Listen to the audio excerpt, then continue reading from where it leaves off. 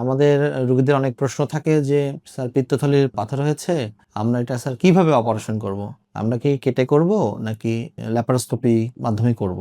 তো আসলে পিত্তথলির পাথরের চিকিৎসা আসলে অপারেশন। এটার কিছু ইন্ডিকেশন আছে। ইন্ডিকেশন দেখে আমরা সিদ্ধান্ত নিই যে কার অপারেশন লাগবে, কার লাগবে না বা কার এখনই লাগবে। এরপরে আসলে কিভাবে করব?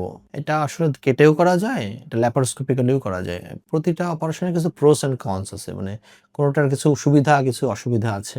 আমরা কেটেও করি, আমরা ফুটা করেও করি ল্যাপারোস্কোপিক্যালি। তো ল্যাপারোস্কোপিক্যালির সুবিধা হচ্ছে বলা যায় এটা ডে কেস সার্জারি। 24 আওয়ার্স এর মধ্যে রোগী আসবে, অপারেশন করবে, বাসায় চলে যাবে। এবং এটাতে কোনো কাটা হয় না। 10 মিলিমিটার থেকে 5 মিলিমিটার ফুটা করা হয় এবং এর মধ্যে অপারেশন সম্পন্ন করা হয় এবং বড় কোনো কাটা না থাকার কারণে রোগীর ইনফেকশন হওয়ার চান্স কম, পেইন কম, পেশেন্টের হসপিটাল স্টে কম করতে হয়, পেশেন্টের একটা তাড়াতাড়ি কাজে জয়েন করতে পারে, এইসব সুবিধা পাওয়া যায়। অসুবিধার মধ্যে আছে টেকনিক্যাল কিছু প্রবলেম আছে। সব কেস ল্যাপারোস্কোপিক্যালি হয় না বা হতে সময় লাগে। কিছু দেখা যায় যে ল্যাপারোস্কোপিক্যালি অপারেশন শুরু করেও ওটাকে ওপেন করতে হয়, সেটার পরিমাণ অনেক কম।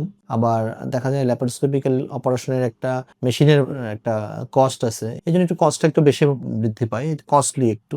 আর কেটে করার সুবিধা হচ্ছে কস্টটা কম, যে মেশিনের ভাড়াটা লাগছে না। অসুবিধা হচ্ছে হসপিটাল স্টে বেশি করতে হয়, 2 দিন থেকে 3 দিন বা 4 দিন এরকম থাকতে হয়। দেখা যাচ্ছে অনেক বড় কাটা থাকে, পেটের কাটা থাকলে পেশেন্টের একটু পেইন বেশি হয়, ইনফেকশনের চান্স বেশি থাকে এবং সে যদি কর্মক্ষম ব্যক্তি হয়, তার কর্ম করতে একটু সময় লাগে, মানে কাজের পরিবেশে ফিরতে তার একটু সময় লাগবে। কিছু রোগী আসে আমাদের কাছে যে পিত্তথলিতে পাথর হলেই অপারেশন লাগবে কিনা। পিত্তথলিতে আসলে অ্যাসিমটোমেটিক সকল পেশেন্টের অপারেশন লাগে না। এটা আমাদের কিছু ইন্ডিকেশন আছে, আমরা ইন্ডিকেশন অনুযায়ী এটা করি যে কার অপারেশন লাগবে আর কি। পিত্তথলির পলিপের ক্ষেত্রেও একই অবস্থা। পলিপের ক্ষেত্রে আমাদের সাইজটা নির্ভর করে যে কোন সাইজে আমরা অপারেশন করব বা কোন সাইজে আমরা অপারেশন করব না।